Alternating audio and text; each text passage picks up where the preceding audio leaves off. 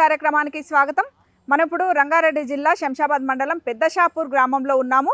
రైతు రాజశేఖర్ గారు తెలంగాణలోనే తొలిసారిగా తన పొలంలో ఏరోబిక్ ఫర్మెంటేషన్ యూనిట్ ని ఏర్పాటు చేసుకున్నారు. అసలు ఏరోబిక్ ఫర్మెంటేషన్ యూనిట్ అంటే ఏంటి, ఇది రైతులకు ఎలా ఉపయోగపడుతుంది తదితర అంశాలను వారిని అడిగి తెలుసుకుందాం. నమస్కారం సార్. నమస్తే మేడం. ఏరోబిక్ ఫర్మెంటేషన్ యూనిట్ అని పెట్టుకున్నారు కదా, నేనైతే గతంలో ఇదైతే చూడలేదు. అసలు ఏంటి సార్ ఈ ఏరోబిక్ ఫర్మెంటేషన్ యూనిట్ అంటే ఏంది, ఇది రైతుకు ఎట్లా ఉపయోగపడుతుంది? మంచి ప్రశ్నమ్మా. ఇది ఒకటిని 10 చేసే ప్రక్రియ. ₹1కి 10 సంపాదించుకునే టైప్ ఆఫ్ మెథడ్ ఎట్లా ఉంటుందో ఈ ఏరోబిక్ ఫర్మెంటేషన్ కూడా అలాగే. గోమూత్రము, గోవు పేడ, మొలాసిస్ అనే పదార్థం, బెల్లము, తర్వాత గోవు మజ్జిగ, పెరుగుతో వచ్చిన మజ్జిగ, అదే మిగడతో వచ్చిన మజ్జిగ పనికిరాదు దీనికి. దట్టు A2 మిల్క్ కావాలి. దేశవాళీ ఆవుల మజ్జిగతోటే అది చేయాలా. అవి చేసిన తర్వాత బియ్యం కడిగిన నీళ్లు, తర్వాత మొలాసిస్ చెప్పాను మీకు ఆల్రెడీ. వేపాకు 10 kgs for 5000 litre of the vessel. 10 కిలోల వేపాకు పచ్చిది నూరి పచ్చడి కింద వాటర్లో డైల్యూట్ చేసి బియ్యం కడిగిన నీళ్లు, 10 kgs బియ్యం కడిగిన నీళ్లు కావాలి మనకు. తర్వాత కిచెన్ వేస్ట్ ఒక 10 kg. ఈ 7 పదార్థాలను అన్నీ చేసి ఆ డ్రమ్లో వేసి, అంటే సమానంగా పేడ కూడా 10 కిలోలు, ఆ రేషియో వేరే ఉంది, చాట్ ఇస్తాను మీకు. పేడ, మూత్రము, మజ్జిగ, మొలాసిస్ ఈ 4టికి మీకు చాట్ ఉంది. చాట్ ప్రకారం చెప్తాను నేను.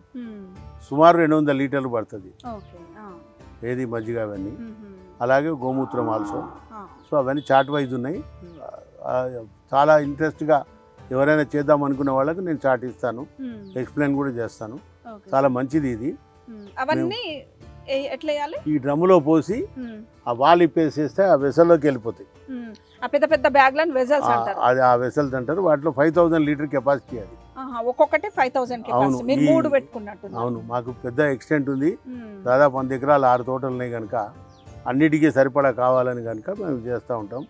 ఎప్పటికప్పుడు మా గోశాల నుంచి పచ్చిపేడ తీసి ఇవన్నీ చేసుకుంటూ ఎప్పటికప్పుడు మెయింటైన్ చేయాల్సి ఉంటుంది. మనం ఎప్పుడైతే 2000 లీటర్లు సపోజ్ తయారైన ఫర్మెంటేషన్ మేము లాగేస్తే వెంటనే మన డ్రమ్ములో అంత 100 లీటర్ ప్రపోర్షనేట్గా ఏమేమి కావాలో అవన్నీ కలిపేసి అది నింపేస్తాం. మళ్ళీ అది ఫుల్ఫిల్ అవుతుంది. అది ఉడుకుతూనే ఉంటుంది. ఇక అంటే పైనుంచి ఇస్తుంటే మళ్ళీ అక్కడ 45 నిరంతర ప్రక్రియ. ఫస్ట్ టైం ఒకటి 45 days అవుతుందేమో అంతే. ఆ తర్వాత మీరు 2000 తీసుకుంటే మరో 2000 అలా పొడవేసేస్తే అంతకంటే 2000 తీసినాక 3000 ఉందిగా. ఆ 3000 తీసే వరకు ఇది మళ్ళీ ఉడుకుతుంటుంది. దాంట్లో ఉన్న పదార్థం దీన్ని కూడా ఉడకబెట్టుకుంటుంది. ఫర్మెంటేషన్ అవుతుంటుంది అనమాట.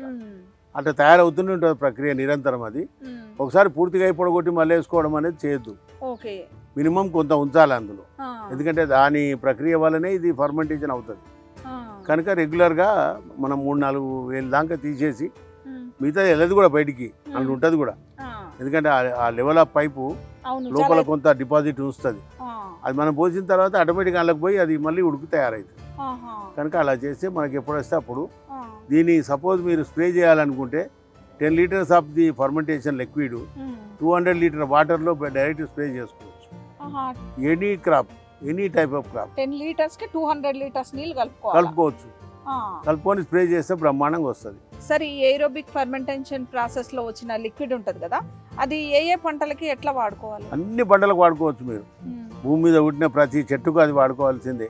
కేవలం పశు సంపత్తి ద్వారా సంక్రమించే పూర్తి ఆర్గానిక్ పదార్థం అంతా ఇందులో ఉంది. కనుక మీరు ఏ చెట్టుకు, ఏ క్రాప్కు, పళ్ళు కానీ, కూరగాయలు కానీ, ఇతరత్ర కానీ, ఔషధ మొక్కలు కానీ, మీరు long term crops mango, coconut అటువంటివి కానీ, శ్రీగంధం కానీ, ఎర్రచందనం కానీ, ఇంకెటువంటి పంటలు అయినా సరే, మాగని కానీ, అవకాడా కానీ, మకాడమియా కానీ, సర్వ విధాల కుంకుడుకాయలు కానీ, పొక్క చెట్లు, వక్క, మొబాయి, అది పామాయిల్, ఇట్లాంటి అనేక రకాల ఖర్జూర, any type of the crop మీరు ఇది వాడుకోవాల్సిందే. వాడుకుంటే దీనివల్ల లాభమే తప్ప నష్టం లేదు. అంటే ఇది వాడిన పంటకి తేడా ఉంది. మీకు ఇందాక మా ఇంకో గార్డెన్లో చూసారు మీరు, 14 నెలల లోపల అవకాడో దాదాపు 16 ఫీట్లు పెరిగింది. అలాగే అవకాడో అందరి దగ్గర 6 నుంచి 5 ఫీట్లు పెరిగింది. నా దగ్గర 11 నుంచి 12 ఫీట్లు పెరిగింది ఇది వాడడం వల్ల. అవును. సరే, ఈ వెజల్స్ ఉన్నాయి కదా, ఇప్పుడు ఈ వెజల్స్ నుంచి వచ్చిన లిక్విడ్ ఉంటుంది కదా, అది ఎంత కాలం, దాని లైఫ్ టైం ఏంటి? ఇంత అని చెప్పడానికి లేదు. 1-2 సంవత్సరాల దాకా కూడా వాడుకోవచ్చు. ఎంత పాతదైతే అంత లాభమే దానికి. అది శుష్కించడం వల్ల ఎక్కువ ఫర్మెంటేషన్ డెవలప్ అవుతుంది తప్ప నష్టపోయేది ఏం లేదు అందులో. మురుగుడు కానీ పురుగులు పడడం కానీ ఇతర బ్యాక్టీరియాలు సోకడం కానీ ఏమి ఉండదు, ప్యూర్లీ బయటకు వస్తుంది. మరి ఆ సాలిడ్ అంతా ఎక్కడ పోతుంది? డిజాస్టర్ అవుతుంది. మొత్తం డైజెస్ట్ అయ్యి లిక్విడ్ ఫామ్ లో అంతే అంతే అంతే. లిక్విడ్ సాలిడ్ అని ఏమి ఉండదు ఏం లోపల లేదు, ఇంకా. సాలిడ్ గంజి మాదిరి వచ్చేస్తుంది బయటికి. గంజి మాదిరికి వస్తుంది. మనము 10 లీటర్లకి 200 లీటర్ల నీళ్లు పెట్టి కొట్టుకోవడమే అంతే. కాకపోతే గుడ్డ వేసి ఫిల్టర్ అవుట్ చేస్తాం. జర ఫిల్టర్ చేసుకొని ఏమైనా నారలు అవి వస్తే నౌజలో చిక్కోకుండా చేస్తాం. కింద పోసడానికి అయితే ఇబ్బంది లేదు, డ్రిప్పర్లో ఇవ్వటానికి కానీ లేకపోతే డైరెక్ట్ చేనుకు బై హ్యాండ్ లేబర్తో పోయించడం కానీ ఈజీ మెథడ్ అన్నమాట. సార్ ఇప్పుడు ఫస్ట్ టైం ఒకవేళ ఈ ఏరోబిక్ ఫర్మెంటేషన్ యూనిట్ పెట్టుకోవాలంటే ఒక చిన్న రైతులు ఒక వెజల్ పెట్టుకోవాలంటే ఎంత కాస్ట్ అవుతుంది? రమారామి 50,000 రూపాయలు ఖర్చు అవుతుంది. ప్లాట్ఫామ్ 5,000 లీటర్ కెపాసిటీ వెజల్ ఒకదానికి ప్లాట్ఫామ్తో సహా డ్రమ్ము ప్లాట్ఫాము స్టెప్స్ అన్నీ కలుపుకొని 50,000 దాకా ఖర్చు వస్తుంది. అంటే దీనికి ఒక ప్లాట్ఫామ్ వేసుకొని దాని మీద ఇట్లా పెట్టుకోవాలి. మీది హైట్లో ఉంటే అందులో నుంచి తీసుకునే పదార్థం కింద ఉండాలి కనుక అట్లా స్టెప్ కంపల్సరీ ప్లాట్ఫామ్. దాని మీద ఉండడం వల్ల ఇతరత్ర గడ్డి గాదం ఇతరత్ర చెత్త చెదారం ధూళి ఏది రాకుండా శుభ్రమైన ప్రదేశంలో ఉంచుకుంటే అది ఫర్మెంటేషన్ కూడా క్వాలిటీగా మనకు. ఆల్రెడీ ప్లాట్ఫామ్ ఇట్లా మీలాగా ఉన్న వాళ్ళకైతే డైరెక్ట్ తెచ్చి పెట్టుకోవచ్చు. చాలా సుఖం, అది వాళ్ళకి అడ్వాంటేజ్. అది సార్ ఇప్పుడు ఈ బయటనే పెట్టారు కదా మీరు, ఓపెన్ సర్ఫేస్ లోనే పెట్టారు, మరి ఇదేం ఖరాబ్ కాదా? దీని లైఫ్ టైం ఎంత ఉంటుంది? ఇది మినిమం మీకు 30 years ఉంటుంది. 300 మైక్రాన్ దాని షీట్ మందం. ఇది HDP cloth. HDP cloth 300 micron దాని డెన్సిటీ కనుక గుడ్డలతో కొట్టిన తెగదు మేడం. ఎండాలే, ఎండితేనే లోపల డిజాస్టర్ అవుతుంది. ఈ ఎండనే దానికి మంట, ఆ మంటనే మనకు పంట.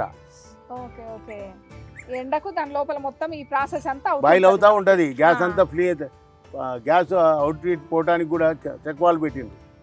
దాంట్లో గ్యాస్ ఎక్కువ ఇథనాల్ అదంతా ప్రొడ్యూస్ అవుతుంది కదా, అది బయటికి వెళ్ళిపోతుంది. ప్యూర్లీ మనకు ఆ టానిక్ అనేది అందులో ఉంటుంది. 45 రోజుల తర్వాత ఎప్పుడెప్పుడు అవసరం ఉంటే అప్పుడు తీసుకుంటాం. మీరు ఎప్పుడెప్పుడు వేస్తుంటారు? ఎన్ని రోజులకు ఒకసారి? దాంట్లో ఎప్పుడు తక్కువ అవుతుందో అప్పుడు మినిమం 1,500 లీటర్ అందులో డిపాజిట్ ఉన్నప్పుడు మిగతా 3,500 నింపేస్తాం.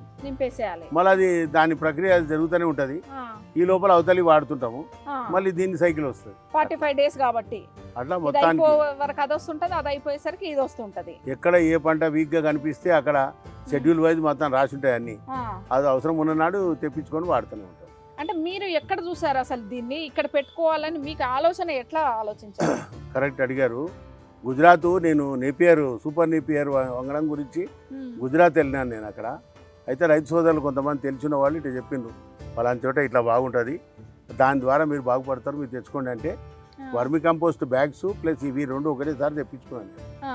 అక్కడ చూసి వచ్చిన ఫొటోస్ పంపించారు వాళ్ళు మనకు. దాని ప్రకారం ఇక్కడ అసెంబ్లీ చేసుకున్నాము. మనకు టెక్నికల్గా కొంత అవగాహన ఉంది కనుక పెద్ద ఇబ్బంది ఏం కాలేదు.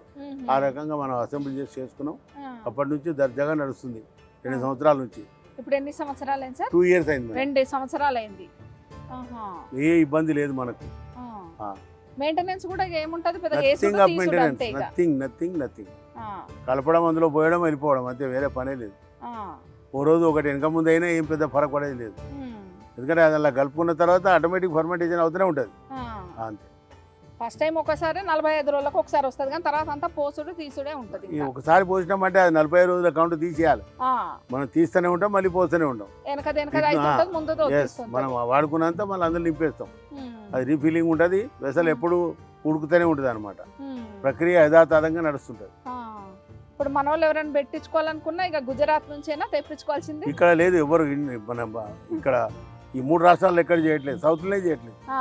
సార్ కొద్దిగా పెద్ద రైతులు అంటే ఒక 20 ఎకరాలు 30 ఎకరాలు ఉన్న వాళ్ళకైతే ఇట్లా 2-3 వెజల్స్ పెట్టుకున్నా నడుస్తుంది. ఒక 5 ఎకరాలు అట్లా ఉన్న వాళ్ళకు ఎట్లా పెట్టుకుంటే బాగుంటుంది? సింగిల్ వెసల్ పెట్టుకోవచ్చు. సింగిల్ పెట్టుకోవాలి. 10 ఏమో బ్యాగ్స్ పెట్టుకోవాలి, వర్మి కంపోస్ట్ బ్యాగ్స్ అనేటివి. దానివల్ల మనకు అది ఒక 5% పెంచి డెవలప్ చేసి ఇస్తుంది. నైట్రోజన్ కానీ ఇతరత్ర పదార్థాలు కానీ. అదొక పద్ధతి. ఒక 5 బ్యాగులు అవి పెట్టుకోవాలి. ఒక సింగిల్ బ్యాగ్ ఇది పెట్టుకుంటే 5 ఎకరాలు సమృద్ధిగా హైయెస్ట్ ఈల్డ్ తీసుకోవడానికి ఆస్కారం ఉంటుంది. అంటే ఈ మనకు ఏరోబిక్ ఫర్మెంటేషన్ ప్రాసెస్ ద్వారా వచ్చిన లిక్విడ్ భూమిని సారవంతం చేస్తుంది అన్నట్టు. 100%. ఏ భూమి అయితే మనము క్షణగుణానికి గుణము ఏర్పడి ఫర్టైల్నెస్ అంటే భూమిలో ఉన్న శక్తి సహజ శక్తి ఏదైతే ఉందో ఆ కర్బనం అనేది నాశనం అయిపోయింది. మన 5 to 6, 6.5 ఉండాలా, 1 to 1, 1.5, 0.5 ఉన్నాయి.